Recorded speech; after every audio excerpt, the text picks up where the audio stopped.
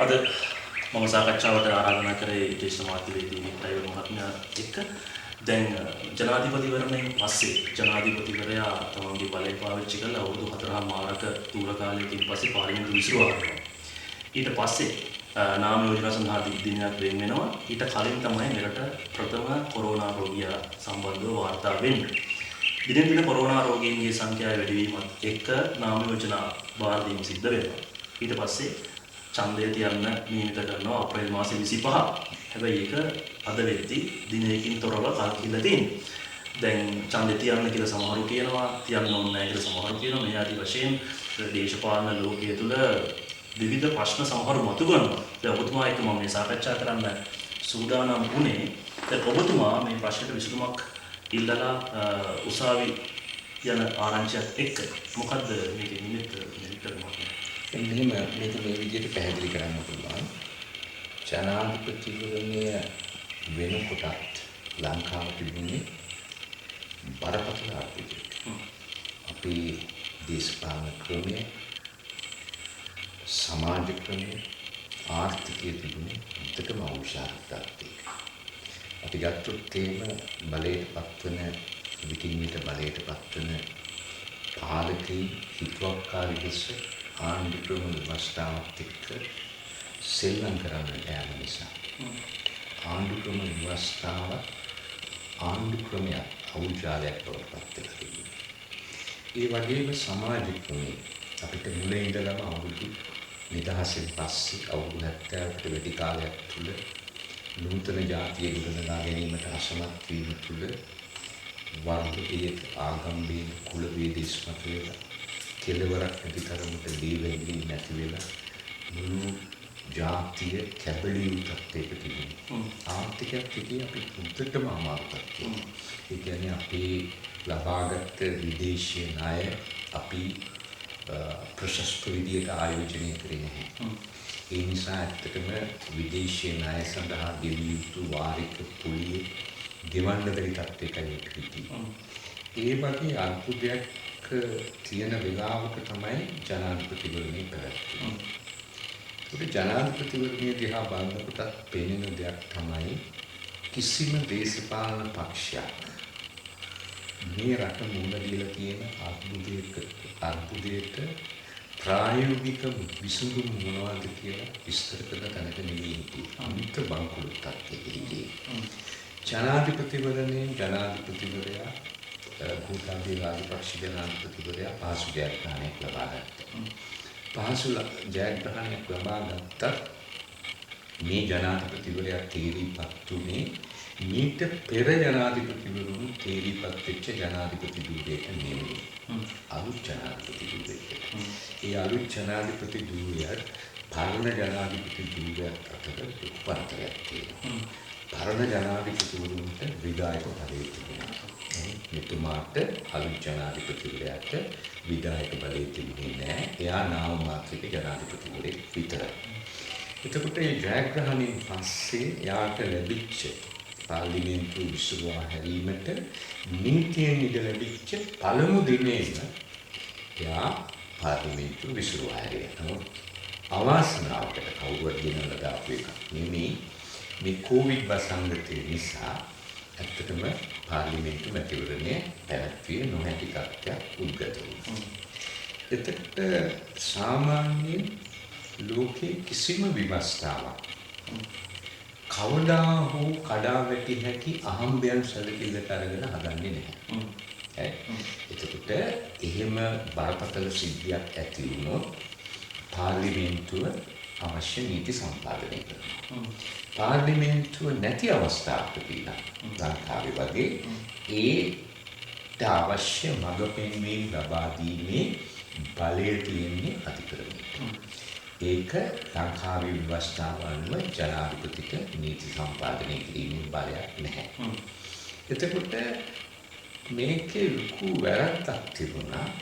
මැතිවරණ කමිෂන් ඒක ස්වාධීන බල ආයතනයක්. මැතිවරණ කමිෂනට මීට පෙර අධිකරණය මඟ පෙන්වීමක් ලබා දුන්නා. 1999 වසරේ වරුණ කරුණාතිලක සුනන්ද දේශප්‍රිය කියන දෙන්න පළාත් සභාව මැතිවරණයක් කල් දැමීමේ සිද්ධියක් මත නඩුව. ඒ නඩුව ඇවිල්ලි මාක් ෆර්නෑන්ඩෝ විනිසුරුවරයා ප්‍රමුඛ විනිසුරුවන්ලා. විවස්ථාවෙන් ලබා දීලා තියෙන ස්වාධීනත්වය පැහැදිලි කරලා දෙමින් මැතිවරණ කොමසාරිස්වරයා දෝෂාරෝපණයට ලක් කරනවා. මේ වගේ අවස්ථාවකදී විධායකී දැඩි පීඩනයකට ලක් කරලා තියෙන අවස්ථාවකදී තනියෙන් තීන්දුව ගැනීමේ බලයක් ස්වාධීන හැකියාවක් නැත්නම් අධිකරණයට ඇවිල්ලා අවශ්‍ය නියෝග හා මඟ පෙන්වීම ලබා ගන්න කියලා ඒ කියන්නේ තමයි ඒ තීන්දුව දුන්නේ. ඒ තීන්දුව අදටත් බලන්න. ඒක ඇත්තටම මැතිවරණ කමිෂම කළ යුතුව තිබුණේ පළවෙනි අවස්ථාවේදී මේක වසංගත තත්ත්වයේ පැහැදිලි නැහැ. මැතිවරණයක් තියන්න බෑ. පාර්ලිමේන්තුව නැහැ. විවස්ථාවක් වෙනවා. මේක සඳහා උසාවියට යනවා. ඒ මැතිවරණ කමිෂමේ වගකීම ඉටුකේ නැහැ. හැබැයි කොමිසම ප්‍රකාශ කරලා තිබුණා මේ උසාවිය යන ඒගොල්ලොන්ට බලයක් නැහැ කියලා. මම කිව්වේ තීන්දුවක් දීලා තිබුණා මැතිවරණ කොමසාරිස්වරයාට එන්න උසාවියේ. ඇවිල්ලා අවශ්‍ය උපදෙස් සහ නියෝග ලබා ගන්න. ඉතින් ඒක ඇත්තටම මැතිවරණ කොමසාරිස් කමිෂම සැලකිල්ලට ගත්තේ නැහැ. ඒ මැතිවරණ කොමසාරිස්වරයා කියන කිව්වේ එයාගොල්ලන්ගේ නීති අංශයේ පැහැදිලිවා. ඒක තමයි මාත් එක්ක කරපු සාකච්ඡාවකදී ටෙලිෆෝන් සාකච්ඡාවකදී කිව්වේ නම් ඒක නීති අංශය නෙවෙයි මේක පැහැදිලි නඩු තීන්දුවක්. එතකොට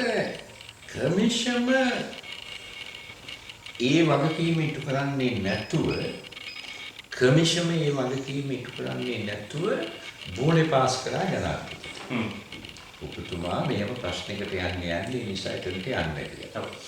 ජනාධිපතිවරයා තරේ උසාවියන් කැමැත්තක් දක්වන්නේ නැහැ. අනිත් එක පාර්ලිමේන්තුව විසුරුවාහරිනවද පාර්ලිමේන්තුව නැවත කැඳවන්නේ නැහැ කියලා දිගින් දිගට කියන්න පටන් දැඩි මතයක හිටියා.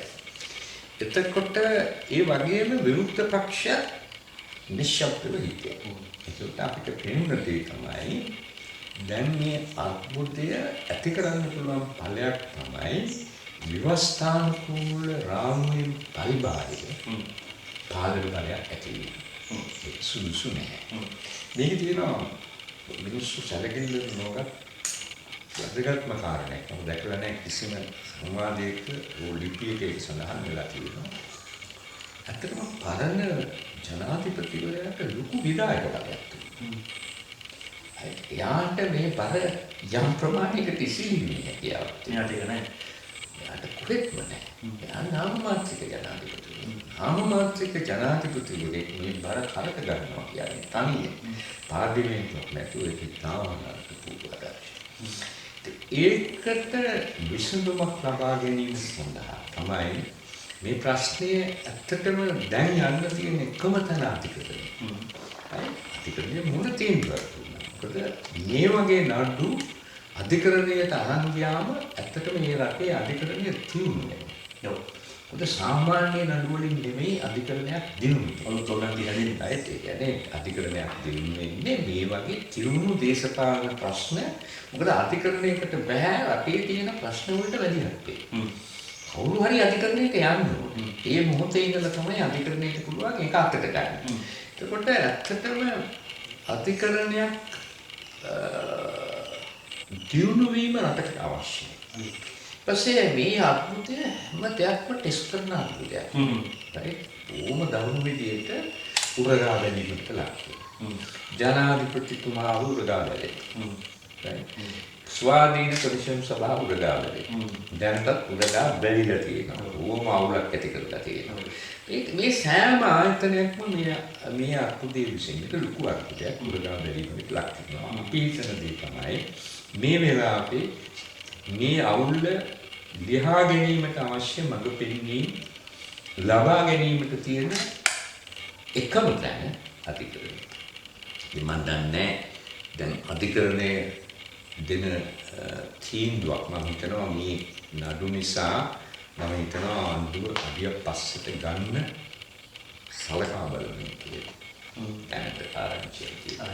ආයෙ ඒ කියන්නේ එතකොට දැන් ඒගොල්ලෝ කිව්වොත් අපි අහවල් දවසට පාර්ලිමේන්තුව කැඳවනවා කියලා නඩු ඔක්කොම විසි වෙනවා. එතකොට ඒක කමක් නැහැ. ඒ කියන්නේ හොඳ දෙයක් නම් වෙන්නේ රටට. මම හිතන්නේ නැහැ මේ පාර්ලිමේන්තුව කැඳවීම පමණක් මේ අර්බුදයට විසඳුමක් කියලා. ඒකට හේතුව පාර්ලිමේන්තුවට පුළුවන් සමහරවිට වඩා හොඳට මේ අර්බුදේ කල්පනාකරණය කරන්න. මොකද එතකොට ඒගොල්ලන්ගේ පරීක්ෂාවට ලක් වෙනවා. නමුත් ලංකාවේ විධායකයක් පාර්ලිමේන්තුවක් තියෙන්නේ මහා කුණු වෙච්ච තැනක. මේ කුණු වෙච්ච තත්ත්වයට හේතුව තමයි අපිට විධිමත් ආරම්භයක් තිබුණේ නැහැ. අපි නිදහස දිනාගත්ත රටක් නෙවෙයි. තෑගි වශයෙන් හම්බෙච්ච රටක්. අපිට ප්‍රජාතන්ත්‍රවාදී ගුණවගාවන් ඇති කරගත්ත රටක් නෙවෙයි. සමාජයක් දේශපාලකයෝ. ඊට පස්සේ මේකේ ලොකු විකෘති වීමක් තියෙනවා. විශේෂයෙන්ම 78න් පස්සේ ඉස්සර පාලකයෝ දක්ෂ නැති වුණාට පාලකයෝ රට මංකොල්ල කෑවේ නැහැ. ඒගොල්ලෝ නම්බුව සඳහා දේශපාලනය කරේ. කවුරුත් උරටන් කරේ. නමුත් 78 ඉඳලා දිගටම තිබුණේ. ඒ කියන්නේ අත්‍යවශ්‍යම 78 දී ලංකාවේ රාජ්‍ය පාලනයට වස්තු කොල්ලේ එකතු කරගත්තා. රාජ්‍ය පාලනයේ නිත්‍ය අංගයක් බවට පත් වුණා වස්තු කොල්ලේ. හැම ජනාධිපතිවම හැබැයි අවස්ථා කීපයකදී අදාළ ජනාධිපතිතුමන් පත් කිරීමේ බර උරුමත් යන අවස්ථාවක් රටකට පැහැදිලි. ඒක කිසිම ප්‍රශ්නයක් නැහැ. එක අවස්ථාවකදී චන්ද්‍රිකාදී අනුමත. ඒතරේ අපි අපේක්ෂා බොහොම අහිංසක අපේක්ෂා තිබුණේ. නමුත් ඒ කියන්නේ පාලකයෝ නැවතුනේ එතන නෙමෙයි. ඒ නිසා තමයි ලොකු ගැටුමකට යන්නේ. මෙතන තියෙන දේ තමයි රටේ පාලකයෝ, රටේ විධායකයා හා ව්‍යවස්ථාව රටේ වස්තු කොල්ල කන තැනක නැගී ඊළඟට කවදාකවත් හොඳ රටක් ගොඩේ ඊළඟට කාල ගන්නට පොරපත්. දෙවෙනි සාධකය තමයි දැන් වාගේ ගෙදර ඔයයි වාගේ බිරිඳයි දරුවෝ නිතර රණ්ඩු කරනවා නම් ඒ ගෙදර සලකන්න වෙන්නේ මූසල ගෙදරක් කියලා. yaadෙන්නේ නැහැ. ඒ කියන්නේ ගෙට ඇතුල් වෙනකොටම කියන්න පුළුවන් මේක මූසල ගියක්. ඒ කිසි පිළිවෙලක් නැහැ. මොකද මේගොල්ලෝ ඔක්කොම ඉන්නේ රණ්ඩු වෙන්නේ. රටකුත් ඒ වගේ. රටක අභ්‍යන්තර සමගිය නැත්තම් ඒක හැම තිස්සෙම ඉන්නේ එකිනෙකාට චෝදනා කරගනිමින් රණ්ඩු කරගනිමින් නම් ඒකට කාලකන්නියක්. මේ සාධක දෙකම අපේ රට කාලකන්ණි කරන්න හේතු වෙලා තියෙනවා. පාර්ලිමේන්තුව කැඳෙව්වා කියලා ඒ ප්‍රශ්න වලට විසඳුමක් ලැබෙන්නේ නැහැ. මගේ මතය තමයි දැන් ලංකාව තියෙන්නේ අභ්‍යන්තර ශක්තියෙන් පමණ ගුණා නොහැකි තත්ත්වය. බාහිර ශක්තිය, බාහිර ආධාර අත්‍යවශ්‍යයි. බාහිර ආධාර ලොකු ප්‍රමාණයක් ලංකාවට අවශ්‍යයි. නමුත් කිසිම රටක් මේ ලංකාවේ තියෙන තත්ත්වයේ සැලකුවම ලංකාවට ආධාර කරන්නේ ආධාර දෙන්න පිටස්තර යන්නේ මොහොතේ ශක්තිවත් වෙන ගෝලීය වසංගත. නෑ වසංගතයේ වෙනම එකක් අපිට කියමුකෝ මේ වසංගත තත්ත්වයේ තිබිලා ගෝලීයසේ ලෝකයේ බොහෝ රටවල් දියුණු රටවල් තමන්ගේ පුරවැසියන් බලා ගන්න. දැන් මොකටද ලොකු පඩියකුත් ගෙවනවා රස්සාවෙන් වෙච්ච ඩෝලයක් ගෙවනවා. හැම රටකම. අතට මම ගණන් බැලුවා ඒගොල්ලන්ට මේක අල්ලගෙන ඉන්න පුළුවන් අවුරුදු 3ක්. අපිට බෑ. දැන් පේනවනේ කියන්නේ පඩිවර්ගී ගන්න බෑ. මොකද හේතුව අපේ ආර්ථික ශක්තිය හරි දුර්වලයි. දැන් අපි බලමු රන් සංචිතයේ දිහා බැලුවොත් ඇමරිකාවට තියෙනවා මෙට්‍රික් ටන් 665. හරි.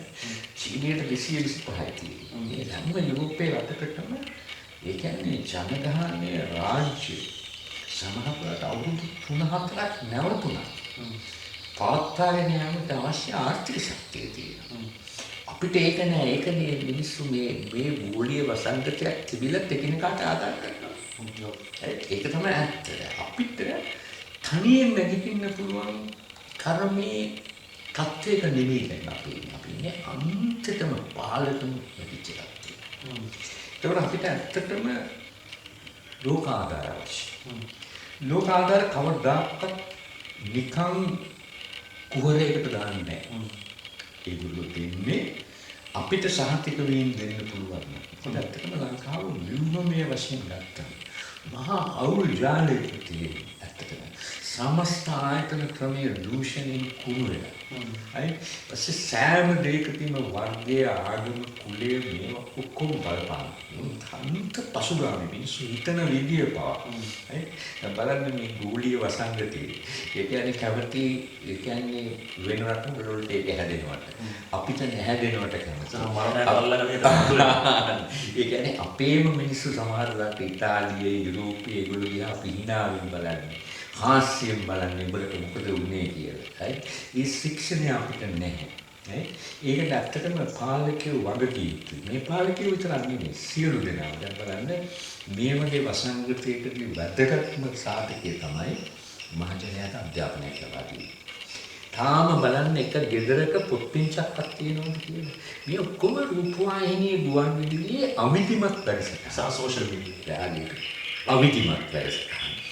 ඒකෙදි බලන්න වැඩි හරියක් 99%ක්ම සිංහල. එතකොට සිංහල බැරි දෙමළ මුස්ලිම් මිනිස්සු ඉගෙන ගන්න කොහොමද? ඒගොල්ලන්ට අපි දොස් කියලා වැඩක් තියෙනවා. අඩුවෙන්ම උගත් අයට නේද මේ වගේ අවස්ථාවකදී උගන්වන්නේ. ඒගොල්ලෝ නේද තෙරපිලා ඉන්නේ. ඒගොල්ලෝ නේද ඝන ජනගහනයක් හැටියට ඉන්නේ. ඒගොල්ලන්ට නේද කියලා දෙන්න ඕනේ මේකේ භයානකත්වය. ඒක කිසි දෙයක් නෑ.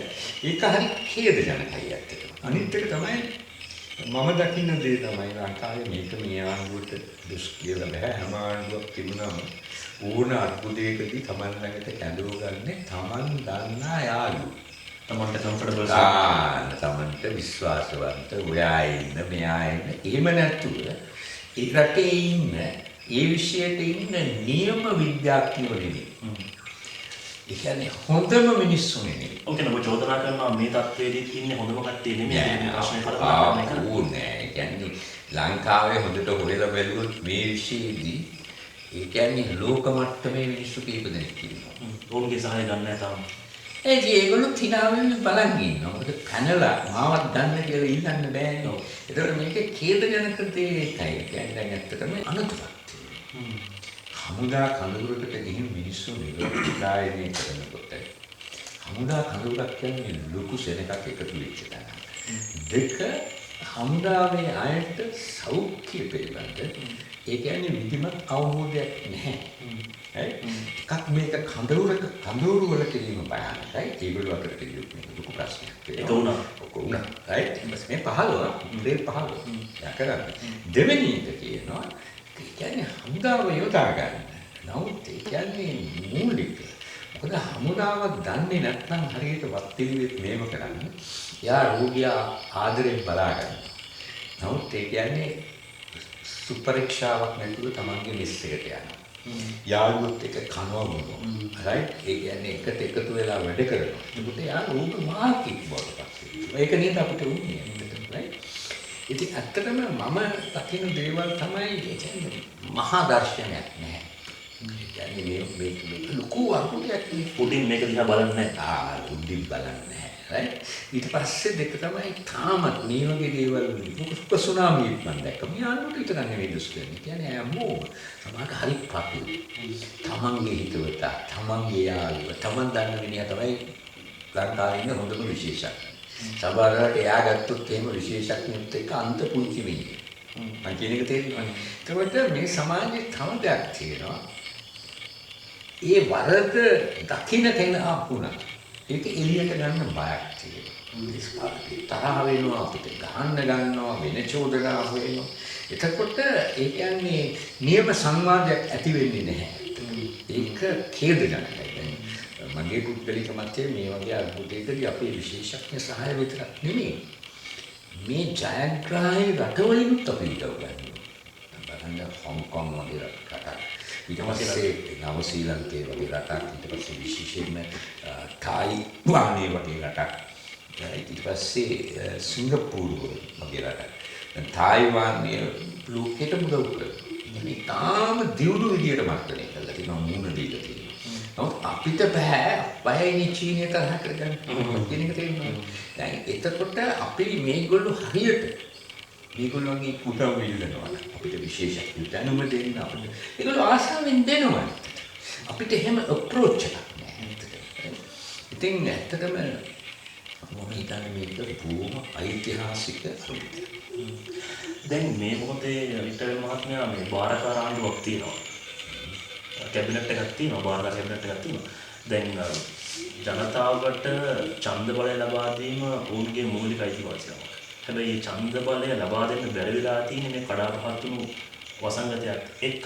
එතකොට ඒ ඡන්ද බලය ලබා දෙන දවස දක්වා මේ බාරකාර රජයට රට කරන් යාම කරන්න බැරිද? නෑ තියෙන්නේ මෙහෙමයි. කියන්නේ විවස්ථාවේ දර්ශනය අනුව පාර්ලිමේන්තුවක් නැතිව තියෙන්න පුළුවන් මාස 3ක්. හැබැයි එක්තරා නීතිවේදියෙක් මම දැක්ක රූපවාහිනියේ කතා කරලා කියනවා ඉබෝලා වසංගතයේදී උගන්ඩාව මුහුණ දුන්නු එක උදාහරණයක් ලෙස අරගෙන මේ බාරකාර ආණ්ඩුවට මේක කරගෙන යන්න පුළුවන් කියන්නේ. මෙහෙමයි තියෙන්නේ. බාරකාර දැන් යා කිව්වනේ doctrine of necessity කියන එක. doctrine of necessity කියන්නේ අවශ්‍යතාව සඳහා ඕනම දෙයක් කිරීම නෙවෙයි. අවශ්‍යතාවයකදී වෙනත් විකල්ප නැතිනම් තෝරාගත හැකි එකවම කියන එක තේරෙනවද? එතකොට මේ ආණ්ඩුව ඇරෙන්න, තාවකාලික ආණ්ඩුව ඇරෙන්න තෝරා ගැනීමට කිසිම විකල්පයක් නැත්නම් තෝරා ගැනීමට ඊට වඩා ප්‍රශස්ත විකල්ප තියෙනවා නම් මේ necessity of මේ doctrine එක ඒකට අදාළ වෙන්නේ නැහැ. ඒ කියන්නේ අපිට පුළුවන් නැවත පාර්ලිමේන්තුව කැඳවන්න. නැවත පාර්ලිමේන්තුව කැඳවලා විරුද්ධ පක්ෂයට සහතිකයක් දෙන්න පුළුවන්. අපි ඊළඟ නැතිවරණය වෙනකන් බාලදේශපාලනය ඉවත් වෙනවා. මේකට අපි උදව් කරනවා. අලුත් නීති අවශ්‍යයි. ඊට දෙක තමයි විශේෂයෙන්ම ලංකාවේ ඉන්නේ බංකුළු මට්ටම. ආර්ථික වශයෙන්. මේ දැන් වැය කළ යුතු හැම සතයක් අලදායිසලයි වැය කරන්නේ. ගාක් අලදායිසලයි කරන්නේ. ඒවා විශාල විදියට විමර්ශනය. මොකද ඒ කියන්නේ බංකුළු කෙනෙකුට තියෙන පොඩි ධනිය පවා හරි වැදගත්. අතිරික්ත ධනයක් තියෙන කෙනෙකුට කමක් නැහැ පොඩ්ඩක් එහෙම ගියාට දූෂණය. අපි එහෙම නෙමෙයි පුහුණු හිර වෙලා මේවා හොඳින් විමර්ශනයට ලක් කිරීම, සාකච්ඡාවට ලක් කිරීම, විවාදයට ලක් කිරීම, පරීක්ෂාවට ලක් කිරීම අත්‍යවශ්‍යයි. හැබැයි අග්‍රාමාත්‍යවරයා ගිය සතියේ නිවේදන නිකුත් කරලා කිව්වා පාර්ලිමේන්තුව නැවත කැඳවන්න කියලා විපක්ෂයේ ඉල්ලා සිටිනවා. හැබැයි මුදල් පනතක් ගෙනාවොත් ඒ පරාජය කළා නැවත දේශපාලන අරුබුදයක් නිර්මාණය කරන්න. ඒක හරි. ඒක නිසානේ මම කියන්නේ ඒක ඒ වෙලෙදී පොදු එකනතාවයකින් එහෙම කෙනෙකුට කියන්න පුළුවන්. ඒ කියන්නේ බහුතරේ ඒ නිසා පරාද කරනවා කියලා.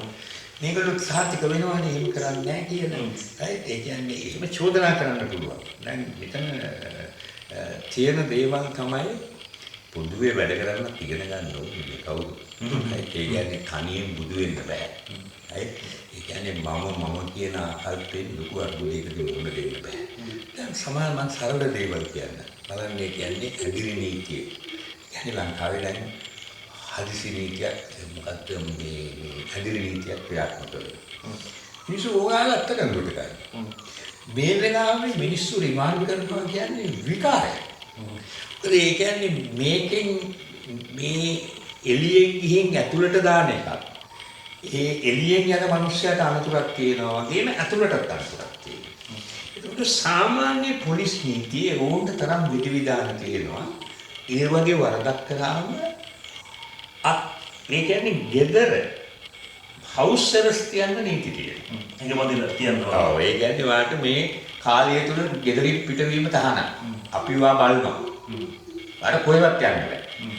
ඕනනම් ඒව ඉවරුණාන් පස්සේ උසාවියට දාන්න ඕන නම් උසාවියට දාන්න පුළුවන්. මේ ඇස්සේ මේව කරනවා නම්. දැන් වා කල්පනා කරන්න මේ වගේ වෙලාවක වාගෙන් රිමාන්ඩ් එකට යනවා. සාමාන්‍ය වෙලාවක් නෙමෙයි. වා දන්නේ කාතරට යන්නේ. ඒ කියන්නේ ඩිස්ටන්ස් නැහැ. සෝෂල් ඩිස්ටන්ස් නැහැ. ඊට පස්සේ ආරක්ෂාවක් නැහැ. ඊට පස්සේ වාට ඒ කියන්නේ මූලික අයිතිවාසිකම් ලැබෙන්නේ නැහැ. වා දන්නේ වාට යන්න විදියක් නැහැ. නීතිඥයෙක් වන්න. වාගේ දෙමව්පියන්ට යන්නේ. ඒක මම හිතන්නේ මේ වගේ දේවල් රජයේ බරපතල විදිහට සැලකීමට ගත යුතුයි. මේක අවස්ථාවක් නොකරගත යුතුයි. ඒ කියන්නේ ඕන වරදක් කරන කෙනෙකුට මම කියන්නේ මේ මහා බරපතල මිනිමරුන් ස්ත්‍රී දූෂණ ඒව නෙමෙයි.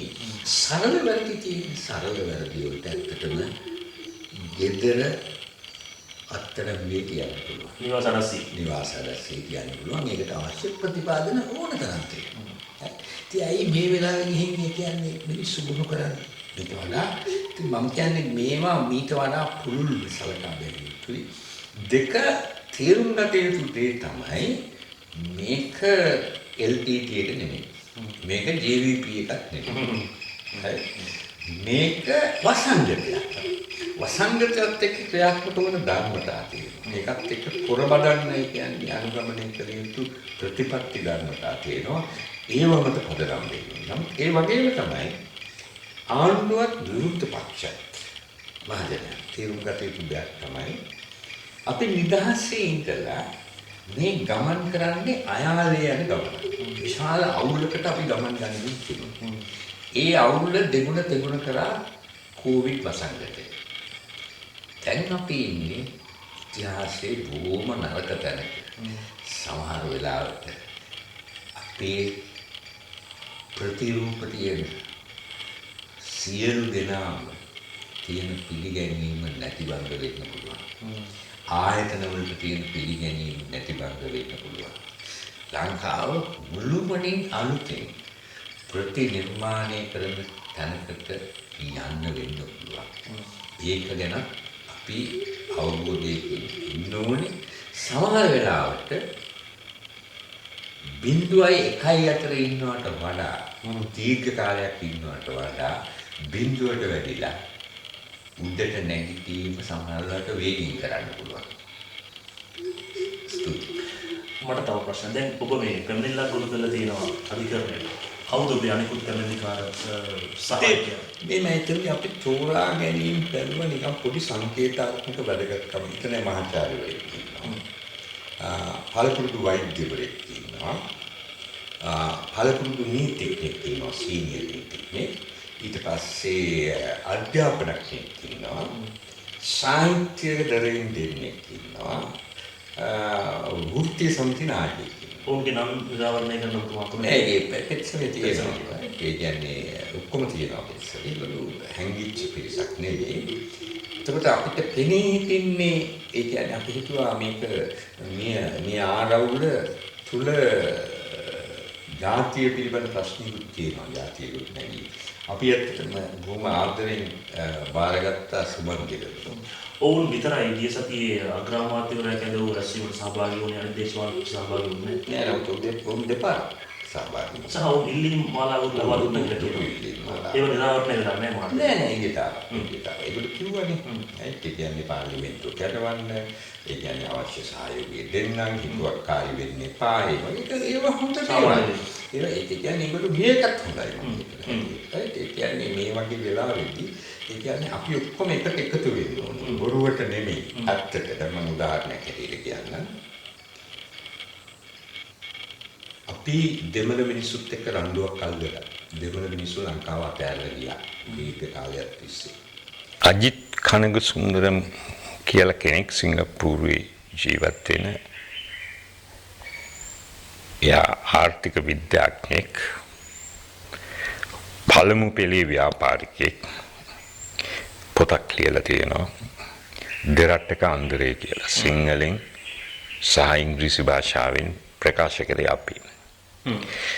එයා 83 එයා ජීවත් වුණේ කුරුඳුවත්තේ. ලොකු ඉඩමක් තිබුණා. ෆාම් මේකුත් තිබුණා. එයා වැඩ කරේ සෙන්ට්‍රල් බැංක් එකේ ආර්ථික විද්‍යාඥයෙක් හැටියට. 83 කළු ජූලියෙන් දී ලංකාව අතහැරලා ගියා. නමුත් එයාට දරුණු විවේචනයක් තිබුණා LTT ක්‍රියාමාර්ග ගැන. එයා ප්‍රසිද්ධිය විවේචනය කරා, ලිව්වා. එයා සිංගප්පූරුවට ගියාම එයා බොහොම පොඩි තැනකින් පටන් ගත්තේ. අන්තිමට සිටි බැංක් චේන් එකේ දැවන්තෙක් බවට පත් වුණා. එයා තමයි ඇත්තටම ඔය සිටි බැංක් මුළු කලාපේටම ඉලෙක්ට්‍රොනික ගනුදෙනු පිළිබඳ සඳහවන මධ්‍යස්ථානය හැදුවේ. සියලුම ගනුදෙනු කෙරෙන ඒකේ ප්‍රධානියා. පස්සේ ලොකු ව්‍යාපාරිකයෙක්. එයාගේ පොතේ එයා විස්තර කරලා තියෙනවා නම් සහිතව ලංකාවෙන් දෙමළ මිනිස්සු අපි එලෝ ගන්නකොට ඒගොල්ලෝ අතර හිටපු මුතු මැණික් වගේ වටිනා මිනිස්සු හඳුනගෙන ලී ක්වාන් යූ සිංගප්පූරුවට ගෙන්න ගත්ත හැටි. ඒගොල්ලෝ සිංගප්පූරුව ගොඩනගන්න දායක වෙච්ච හැටි. සිංගප්පූරුව ගොඩනගපු යෝධයෝ 20ක් 25ක් හිටියා නම් ඒකෙන් භාගයකට වඩා ලංකාවේ දෙමළ අය. ඒක හරි කනගාටුවක් ඇති වෙනවා දැක්කම. ඒ කියන්නේ අපි අපේ සම්පත් විශිෂ්ට විදියට පාවිච්චි කරන්න දැනගත්තේ නැහැ. දෙමළ මිනිස්සු මෙහෙම යන්නේ ඉස්සෙල්ලා ලංකාවේ. බර්ගර් මිනිස්සු ගියා. අපි ඒගොල්ලන්ට කිව්වේ කැරපොතු ලංසි කියලා. ඒගොල්ලෝ අතර දවන්ත දැනුමක් තිබෙන මිනිස්සු හිටියා.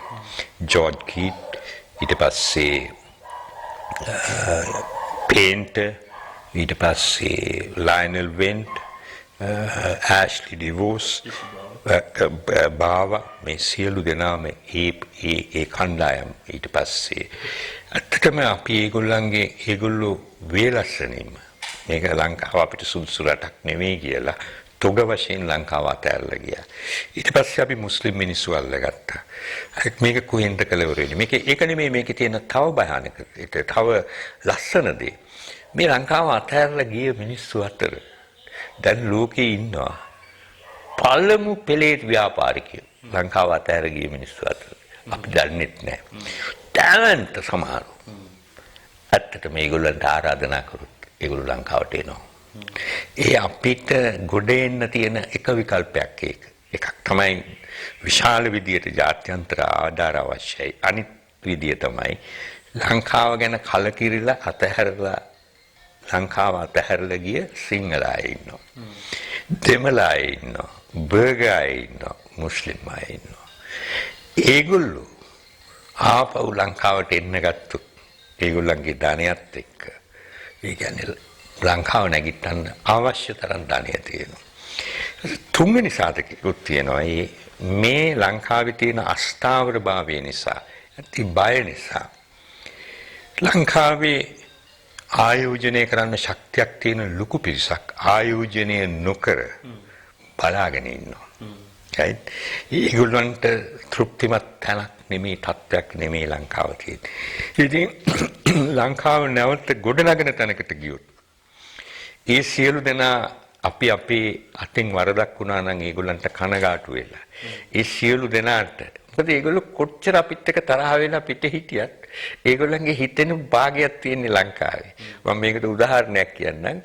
මම එක අවස්ථාවකදී ස්විට්සර්ලන්තේ ගිය වෙලාවකදී මට හම්බ වුණා නාමධාරි දෙමළ මිනිස්සෙක්. දැයිතියාම ආවඳුරගෙන කතා කර හිටියා. එයා කිව්වා මම මාස 3කට වැඩිය හිටපු විදේශීය රටවල් සංඛ්‍යාව ඒ කියන්නේ 30කට වැඩි කියලා. වික්ටර් මට තාමත් හිතන්න බෑ අපි කොච්චර රණ්ඩු වුණත් මට තාම සිංහල මිනිහට තරම් සමීප ප්‍රියමනාප පිරිසක් හම් වෙලා නැහැ. ඒත් බලන්න කොච්චර අවාසනාවන්තද. රයිට්? ඒ කියන්නේ අපි දෙගොල්ලොම වැටිලා ඉන්න තත්ත්වයක. මේක තමයි ඇත්ත කතාව. රයිට්? අපි කොච්චර වුණත් ওই ලංකාව විවිධ හේතු නිසා මම දන්නවා ඒ කියන්නේ සිංගල අය කීප දෙනෙක් ලංකාව අතහැරලා ගිහින් ටැලන්ට් බවට පත් වෙලා තියෙනවා. ඒකට ලොකු විවේචනයක් තියෙනවා. රයිට්? තමන්ට කරපු දේවල් පිළිබඳ. ඒ වගේම මේගොල්ලන්ට ලොකු හීනයකුත් තියෙනවා ලංකාව ගැන. ඉතින් මේවා ඔක්කොම සැලකිල්ලට ගත්තොත් ලංකාව නැවත ඒ කියන්නේ නැවත නෙමෙයි අපි කොහොමත් නිදහස ගන්නකොට හිටියේ බබලෙන තැනක. නිදහසෙන් පස්සේ අපි හැම පාලකෙක්ම අසාර්ථකයි. නිදහස ලැබෙනකොට අපි හිටියේ ආසියාවේ අංක 1 හෝ 2 කියන තැන. හැම අතකින්ම අපි බබළුණා. right? නමුත් අපේ පාලකින් යටට පාලනය ආවෙන් පස්සේ අපි ගියේ මහා ප්‍රපාතයකට. නමුත් වෙන රටවල් අපිට වඩා උඟාක් පස්සෙන් හිටපු රටවල් සමහරට ස්වභාවික වරායක්වත් නොතිබුණු රටවල් කෘත්‍රිම වරායවල් හදලා ලෝකයේ දියුණුම රටවල් බවට පත් වුණා. අපි යටින් හරි අසාර්ථකයි. පුතෝරේන නිරෝගී සුවය ප්‍රාර්ථනා කරනවා. බොහොම ස්තුතියි. බොහොම ස්තුතියි. සාකච්ඡාවට සම්බන්ධ